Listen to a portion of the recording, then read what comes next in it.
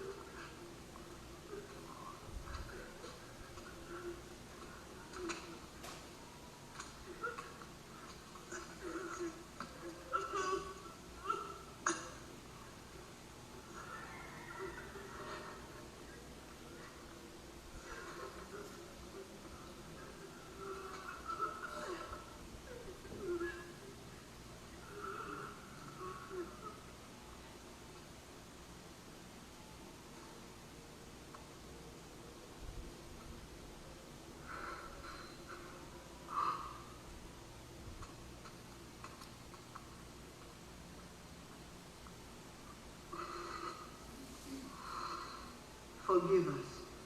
We are following the body of our Lord. All are welcome. But come, the Sabbath is approaching.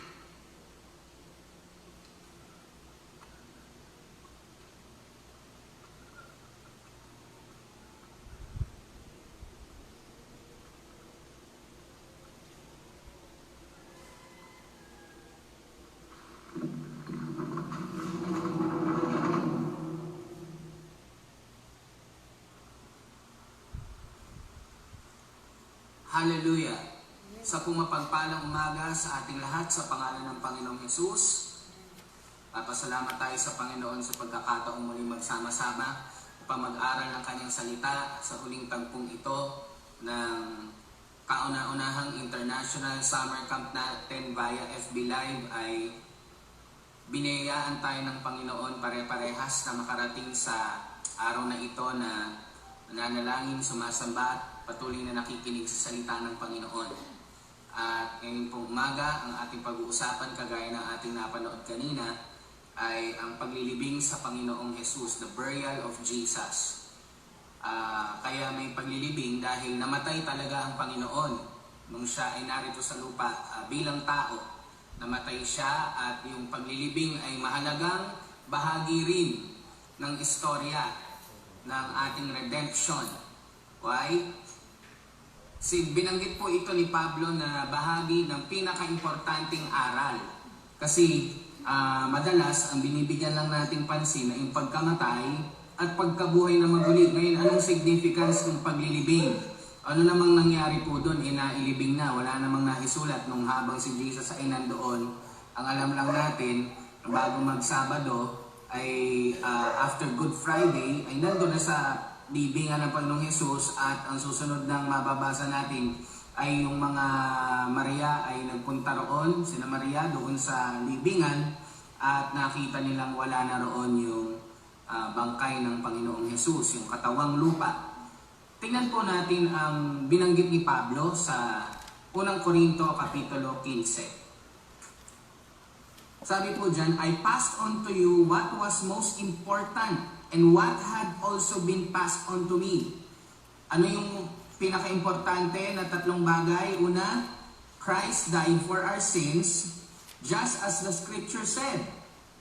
He was buried, and He was raised from the dead on the third day, just as the scripture said. Kaya tingnan niyo po dyan, ano yung mahalagang bagay na yun? Tatlo yan. Christ died for our sins, He was buried, and He was raised from the dead. So kasama yung paglilibing.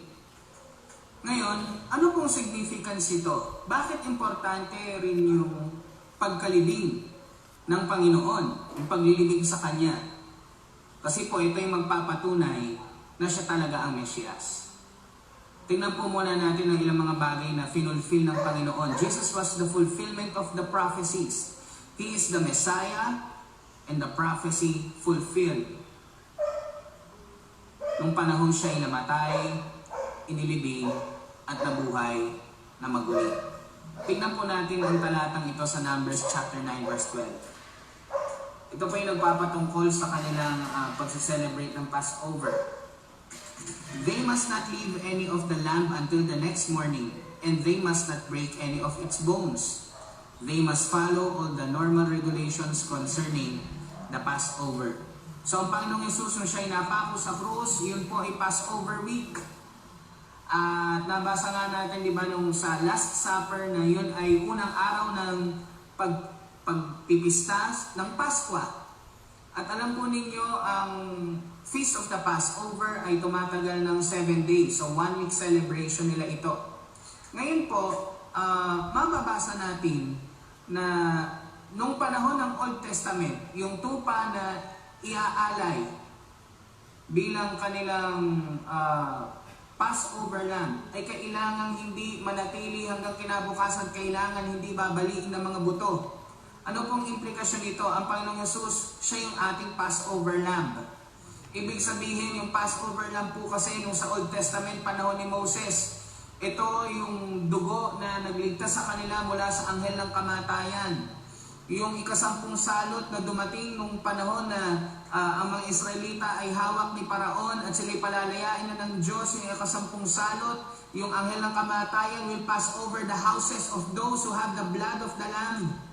Yung tupa na walang batik, walang dungis, walang kapintasan, yung dugo nun, ilalagay sa hamba ng mga pinto ng bahay.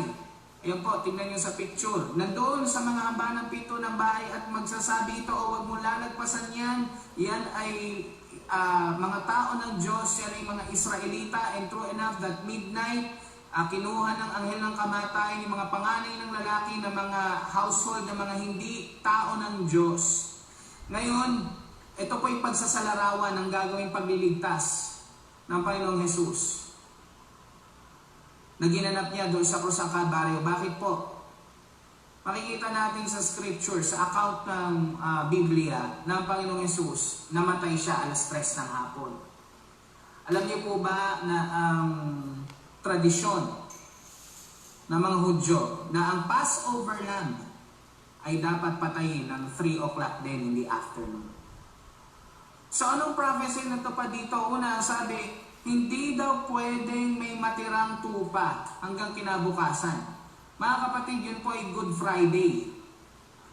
Kinabukasan ay Sabbath day. At alam po natin, normally kapag magsa-Sabbath day ang mga Hudyo, hindi na dapat sila gumawa ng anuman ng Friday ng gabi o wala dapat nakapako, wala dapat na gagawin, wala dapat na patay na nakahang sa krus. Kailangan aalisin na doon. So, ibig sabihin, natupad ito dahil right there and then, kinuha na siya ni Joseph na taga-Arimathea. Okay? At si Nicodemus ay sumama sa kanya. Mga part ito ng Sanhedrin Councils. Mga sikretong tagasunod ng Panginoon, hinihingi nila kay Pilato. Ang galing din mag-orchestrate ng Panginoon no? Dahil bakit? Salita niya yan kailangan ma-fulfill yan. Hindi naman basta mahihingi ng mga alagad yun dahil wala naman silang posisyon at kapangyarihan. Pero para ma-fulfill yung scripture at patunayan na si Jesus talaga ang Mesiyas, yun, hindi na tumagal hanggang umaga. Nung ding araw na yun, inilibing ang Panginoon. At ano yung nakalagay doon? Hindi daw dapat baliin ang buto. At dahil nga buhay pa yung mga magnanakaw, maghahapon na, ang ginawa ng mga sundalo, binalian ng buto at namatay. Pero nang akmang babalian na ng buto, ang Panginoong Yesus, nakita nilang patay na. Hindi na nila nagawang balian ng buto. Coincidence ba yun? Hindi po. Nasulat At ito ay finulfill ni Jesus kasi siya nga yung darating na Mesiyas. At anong ginawa? Inulos siya sa tagiliran. Inulos siya ng siba sa tagiliran. At isa na naman po yun na katunayan na ang Panginoong Yesus, siyang Mesiyas na inihuhula ng mga propetang nauna sa Kanya dito sa mundo.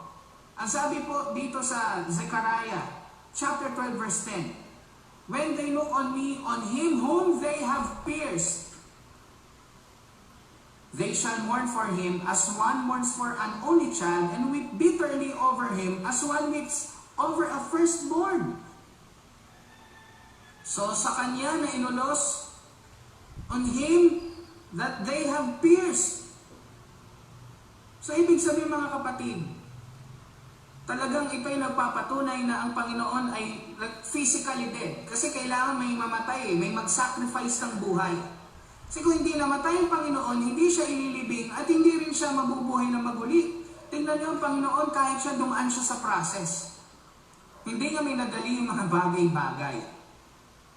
Sabi ko nga, alam niyo kung ang Panginoon kagaya nating mga tao, ama naman, dugo lang naman ang kailangan nila Pwede bang pagkapanganak ko, daganan mo na lang ako ng malaking bato at yung dugo ay dadanak na lang? Dugo lang naman pala yung kailangan. Hindi po. Mga kapatid, even Jesus, tingnan niyo yung kanyang waiting process. Grabe. Isa siyang uwarang sa atin.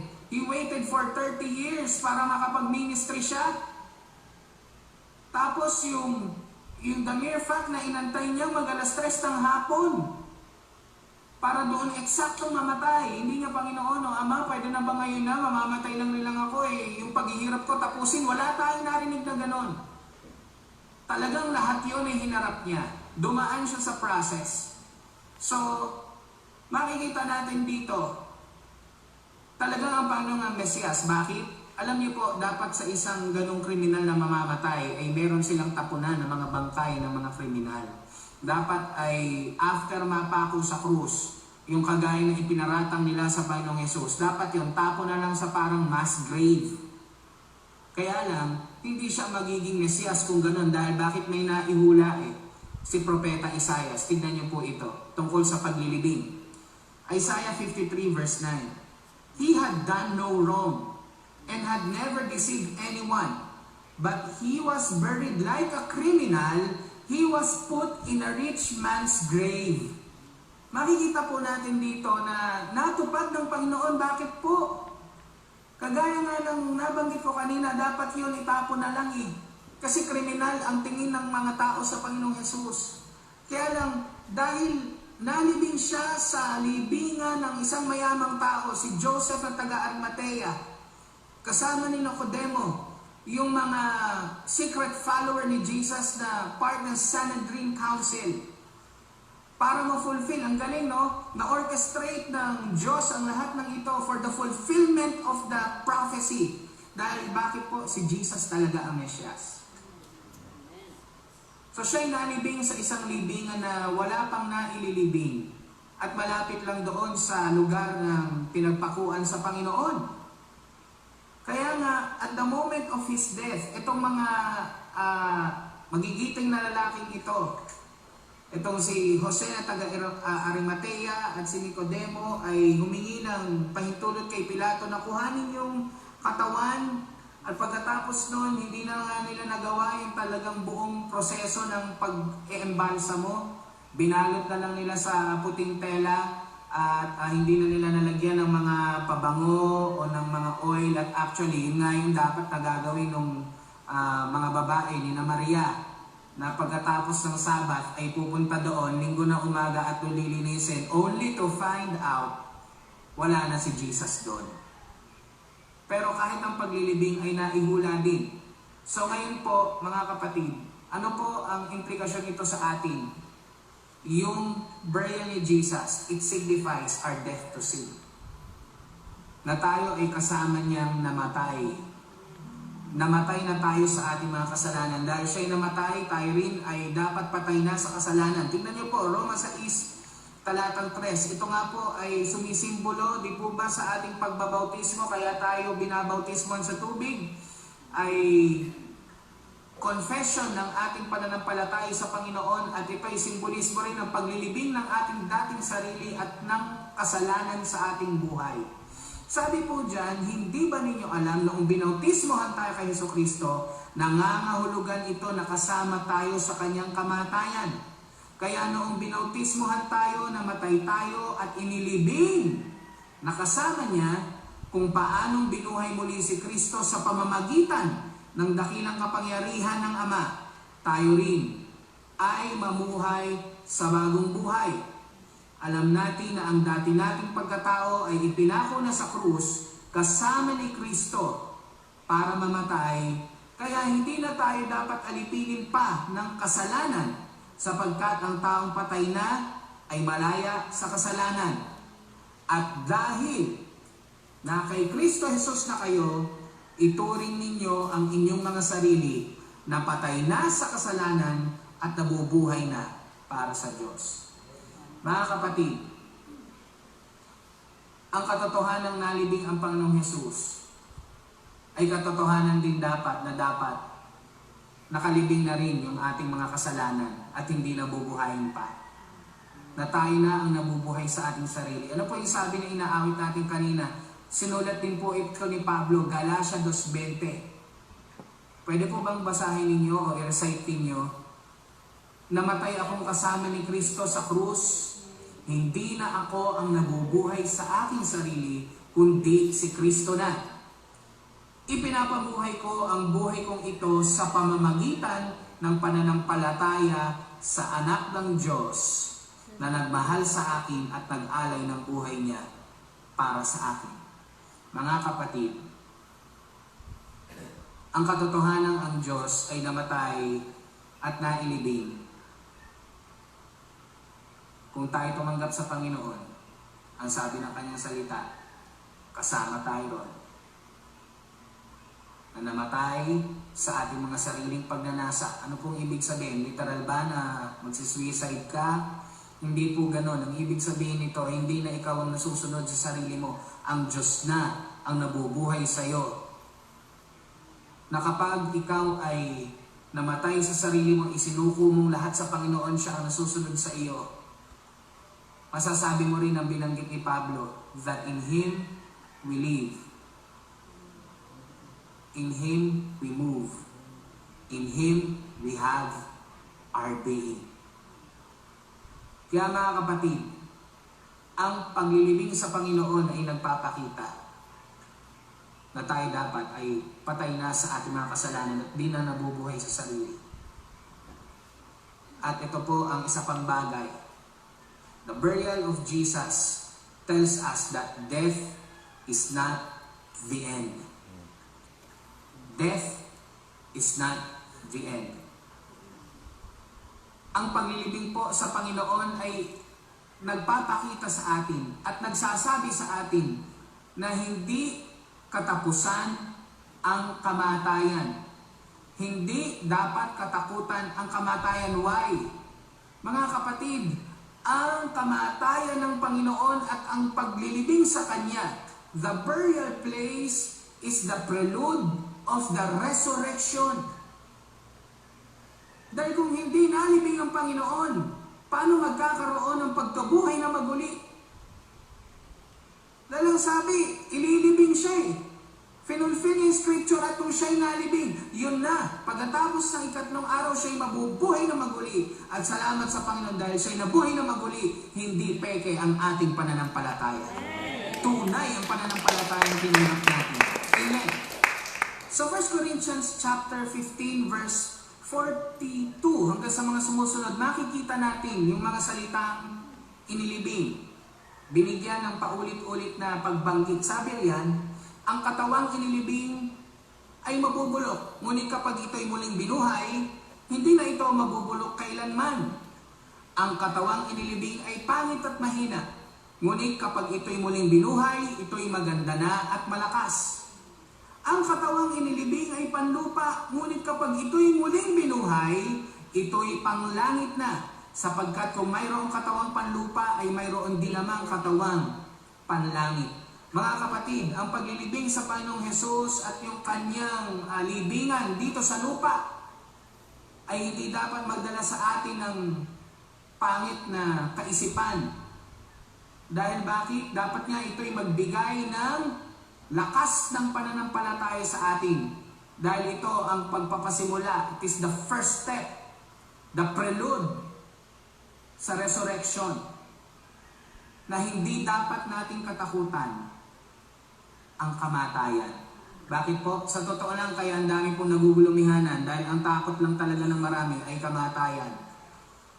Kaya ang dami natatakot ngayon dahil sa COVID-19.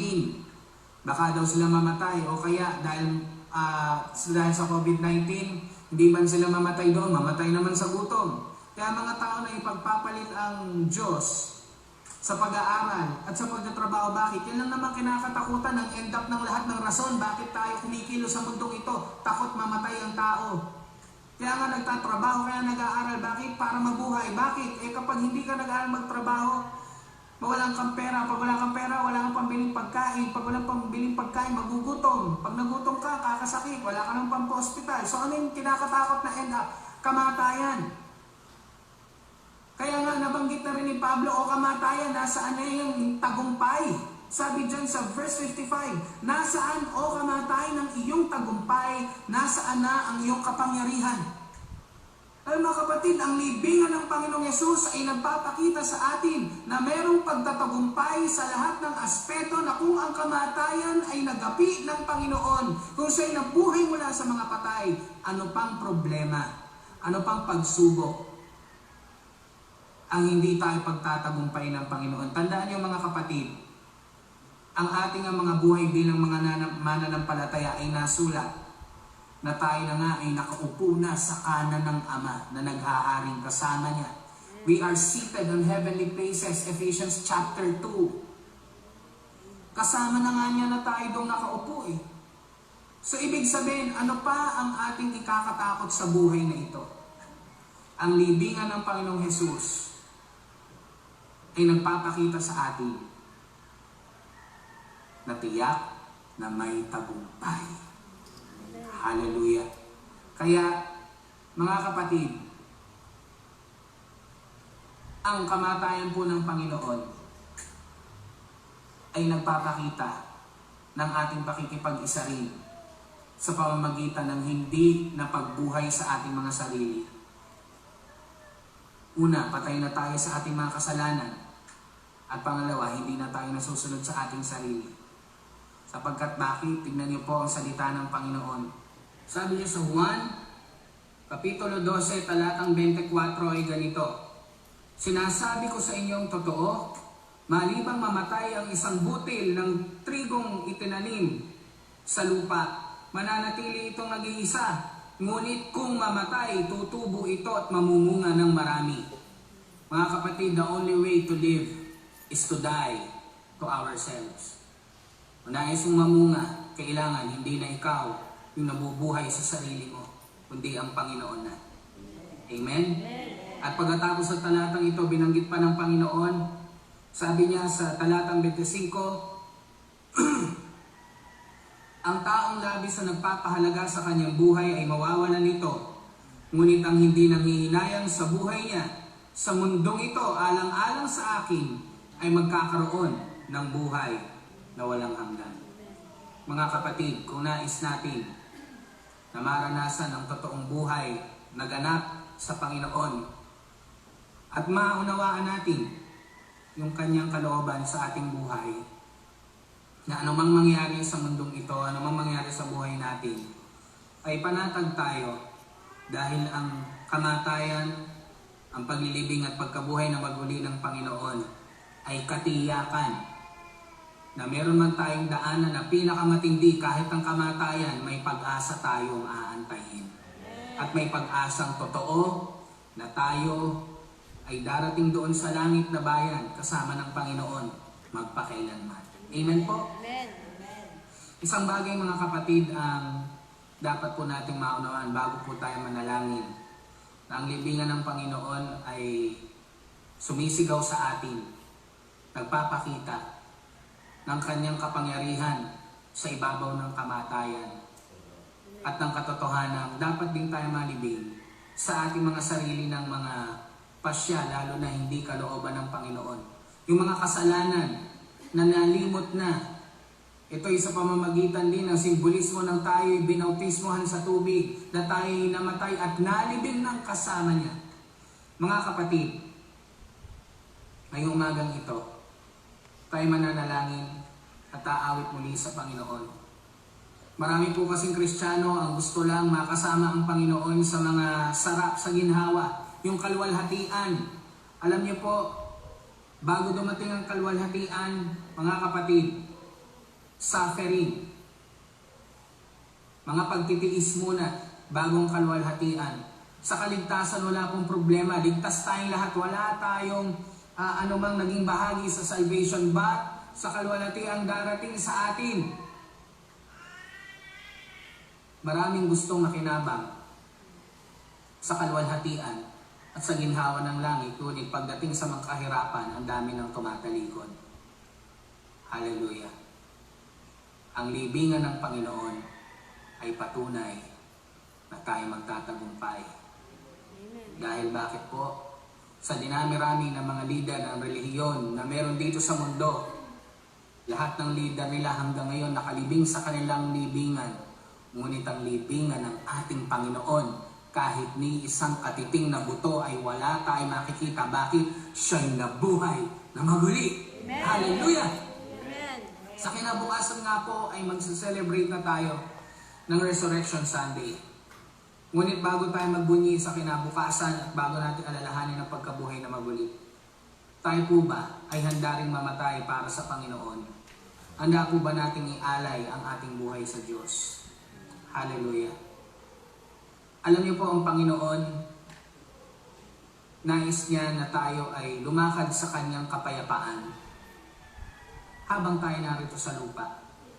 Hindi po nangangahulugan na ang Kristyanismo ay kawalan ng problema at pagsubok. Hindi po, mga kapatid. Ngunit ito ay sa gitna ng mga pagsubok, naroon ikay nananatiling nananampalataya at nananalig sa Diyos na alam niya ang lahat ng bagay at ang kanyang kamatayan at ang kanyang pagkabuhay na maguli ay garantiya na tiyak ang ating tagumpay. Tayo pong lahat ay pumikit at manalangin. Hallelujah. Salamat, Panginoon, sa inyo sa umaga ito. Tunay, Panginoon, dakila ang inyong pangalan. Salamat, Panginoon, dahil sa kamatayan ninyo, hanggang sa kayo malibing, meron kayong mensahe. Totoong kayong Mesiyas. Totoong kayong aming tagapagligtas. At Panginoon, sa tulong ng inyong banal na Espiritu, makakapamuhay kami ayon sa inyong mga salita. Na dahil, Panginoon, sa inyong kamatayan, kasama na rin kaming nalibing yung aming dating pagkatay, aming mga kasalanan. At ang libingan ninyo, Panginoon, ay patunay na kami magtatagumpay. Kaya, Panginoon, aawit muli kami at mag-aalay ng buhay. Sinasabi namin, Panginoon, kami kasama ng napako ninyo doon sa krus. Hallelujah. Samahan niyo po muli akong umawit. Hallelujah. Ako'y kasama napako ni Jesus sa krus, doon sa krus.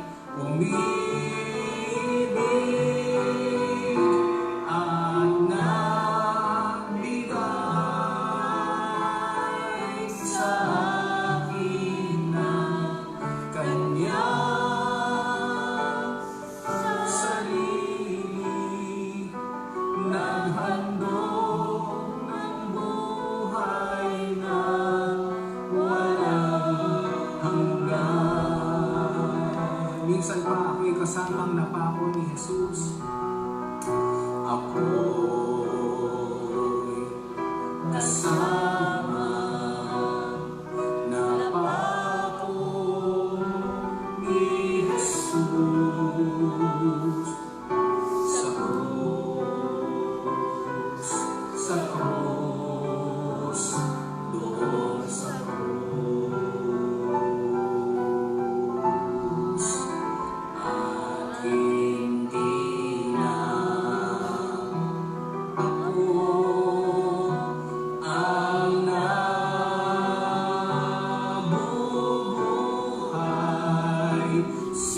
Jesus ang nabubuhay sa aking buhay ko.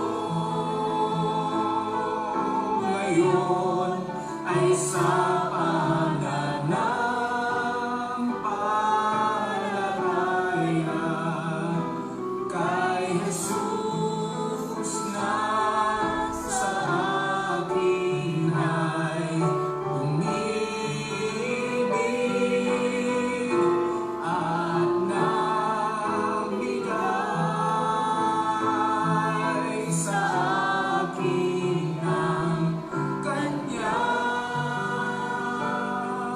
sarili. Hallelujah. Maghandog ng buhay na walang hanggan. Minsan pa buhay ko ngayon, buhay ko ngayon ay sa pananampalataya kay Jesus na sa akin ay umibig. Hallelujah. At nagbigay sa akin ng kanyang sarili. Naghandog ng buhay na walang hanggan. Minsan pa, buhay ko ngayon ay sa pananampalataya kay Jesus na sa akin ay umibig at nagbigay sa akin ng kanyang sarili. Naghandog ng buhay na walang hanggan. Hallelujah. Salamat, Panginoon. Papurihan natin ang Diyos. Hallelujah. Praise the Lord. Panginoon, ang iyong pagbibigay buhay sa amin, ang inyong kamatayan, ang paglilibing sa inyo at pagkabuhay na maginyong muli, Panginoon, ay pag-asang kalakasan sa amin. Na totoong kayo ang aming Mesyas. Na totoong kayo ang inihula ng mga propeta doon sa lumang tipan, darating ng tagapagligtas. At tunay, Panginoon, na dumating man ang kamatayan, hindi kami matatakot dahil hindi ito ang katapusan. Ang inyong libingan ang katunayan na pagdating ng araw, may pag-asa kaming inaantay. Hallelujah! Salamat po, Panginoon, Lord. Salamat sa natapos naming camp meeting sa buong isang linggong ito, Lord God. Patuloy naming ibinibigay sa inyo ang lahat ng papuri kalwalhatian, Panginoon. Nagtagumpay pa rin kayo, O Diyos. Kahit anumang pagpipigil ng anumang virus na yan, kahit kami, Panginoon, ay mga nasa kanilang mga lugar at hindi makalabas, still, Lord God, ang iyong salita ay patuloy na naipapangaral. Kami patuloy na nagsasama-samang nananalangin, hindi lang dito sa Pilipinas, kundi sa iba't ibang parte ng mundo, Panginoon. Salamat, Lord God, sa oportunidad na ito. And Lord, we also pray for our leader, Pastor Joseph Masaredo. Salamat sa kanyang buhay, Panginoon. Patuloy ang prayer namin, pahabain niyo pa ang kanyang buhay, Lord God. Ang kanyang lakas, Lord God, ay iba yung kalakasan ng kanyang pisikal na katawan. At higit lalo, Panginoon, mga pahayagang mula sa inyo. At Lord, ang kanyang buong pamilya at buong Masaredo family, ang aming mga district supervisors, Lord God, ang patuloy na kapangyarihan sa Santong Espiritu, ang dumaloy at kumilos, Panginoon, sa bawat distrito. sa mga pastor namin, Lord God, sa mga manggagawa sa buong mundo, Lord God, ng Door of Faith at lahat ng mananampalataya, ang bawat pamilya namin ay tinataas namin sa inyo, na Lord, maibigay nga namin yung aming buhay, kung paano binigay yung buhay sa amin, kung paano kayo ay namatay, Lord God, at nailibing, at ganun din kami. Mamatay kami sa aming mga sarili, at ang paglibing sa inyo, Panginoon, ay mag-remind sa amin na kami ay nailibing na ang mga dating kasalanan at yung dating pagkatao. Ngayon may bagong buhay na kami sa inyo. Salamat, Panginoon, pagpalain niyo po lahat kami na ngayong umagang ito. Papuri sa inyong dakilang pangalan, sa pangalan ng aming Panginoong Jesus. Amen. Ngayon po magandang umaga, at binibigyan na po natin sa ating Pastor Joseph para sa huling bahagi ng programa. Pagpalain po tayo lahat ng Panginoon. God bless po.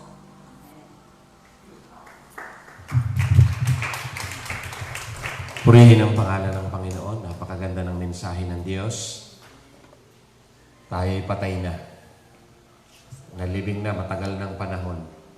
Nung nakilala natin si Kristo, nalibing na yung ating lumang pagkatao. Huwag nang mag-resurrect pa yun. Hayaan na lang natin yung the resurrection power of Jesus Christ. Yun na lang ang makita sa ating buhay. At alam natin, kagaya ng napakinggan nating mensahe, na napakabuti ng Diyos, na siya'y namatay. At kagaya ng binanggit niyang talata sa Romans 6, namatay na rin tayong kasama ni Kristo. Wala pa tayo noon, pero namatay tayong kasama ni Kristo nung tayo tumanggap sa Kanya bilang ating Panginoon. Purihin ang pangalan ng Panginoon bukas ng umaga. Meron tayong sunrise service, 4:45 ng umaga. Sa oras na ito, tayo manalangin. Panginoon, maraming salamat sa inyo. Kung tutuusin, hindi pwedeng mamatay ang Diyos. At talagang hindi yun pwedeng mangyari. Pero gumawa kayo ng paraan. Kayo'y nagkatawang tao. Ipinako, namatay, at nalibing. Lahat iyon ay hindi madali. Ngunit ginawa niyo para sa amin. Maraming salamat po, Panginoon.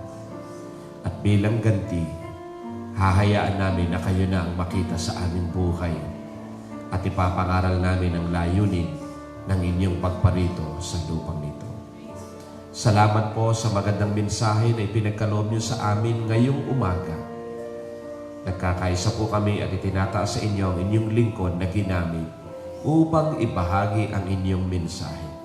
Sa maraming panahon, hindi napapansin ang paglibing sa inyo. Palagi lang napagtutuunan niyo iba pa pang mga bagay. Ngunit ngayon, nakita namin kung gaanong kahalaga na kayo ay namatay. At kung gaanong kahalaga na ipinaunawa niyo sa amin mula sa inyong mga salita, na kami, nung tumanggap kami sa inyo, namatay din kaming kasama ninyo. Namatay na kami sa aming lumang pagkatao at ngayon kami bago ng nilalang. Kaya pagpalain po ninyo ang inyong lingkod at ang kanyang buong sambahayan at ang Pastora Cheryl Manansala, Panginoon, at ang buong distrito. Pagpalain niyo ang inyong lingkod na ginamit sa umagang ito. Patuloy niyo po siyang palakasin spiritually, physically, kasama ng kanyang may bahay at mga anak. Kayo po ang magpala sa kanila at patuloy niyo po silang gamitin sa kahangahangang paraan para sa karangalan at kaluwalhatian ng inyong banal na pangalan. Tinataas ko rin po sa inyo ang lahat ng mga nakikinig sa kanilang mga tahanan at simbahan at sa mga kapatid namin, Panginoon, na naroon sa ibayong dagat. Lord, sa oras na ito, doon sa mga kapatid namin na nasa ibayong dagat, dito sa amin sa Pilipinas, walang trabaho, walang pasok. Ngunit doon sa mga kapatid namin na papasok sa paaralan, papasok sa trabaho, na naroon sa ibayong dagat, Father God, we pray for your divine protection to be upon them. Ang inyong proteksyon at kalakasan ng pisikal, kagalingan sa karamdaman, at pag-iingat nyo sa kanila sa anumang virus at sa anumang sitwasyon at sa anumang gawa ng kaaway. At sa oras po na ito, hinihiling namin na sa paggawa nila sa buong maghapon, sa pagpasok sa kanilang mga trabaho, ang kaaliwan at ang banal na presensya ng banal na Espiritu ay maranasan po nila sapagkat kayo ang Diyos na mabuti, dakila at tapat. Panayin po ninyo ang lahat ng mga district, mga church, Panginoon, under ng direct at ng buong Door of Faith. Kayo ang patuloy na umaliw at kumilos. Patuloy nyo kaming tulungan kung ano ang aming gagawing mga susunod pagkatapos ng lockdown na ito, Panginoon. Naniniwala kami na meron kayong nais kaming gawin. Lord, tulungan nyo kami na maunawaan namin ang inyong kalooban at ang inyong kalooban ay aming maisakatuparan. Sa oras po na ito, nagkakaisa kaming lahat. Ibinibigay po namin sa inyo ang lahat ng papuri, lahat ng pasasalamat, lahat ng pagdakila at pagluwalhati sa pangalan ng Ama, ng Anak, at ng Banal na Espiritu. Ang pagpapala ng Diyos ay sa bawat isa sa inyong lahat. Spiritually, physically, financially, and materially. At ang walang humpay na pagsama ng Banal na Espiritu sa pangalan ng Ama, ng Anak, ng Banal na Espiritu. At ang lahat ay magsabi ng Amen and Amen. Magandang umaga sa inyong lahat. Pagpalain tayo ng Panginoon. Bukas, sunrise service 4:45. God bless you.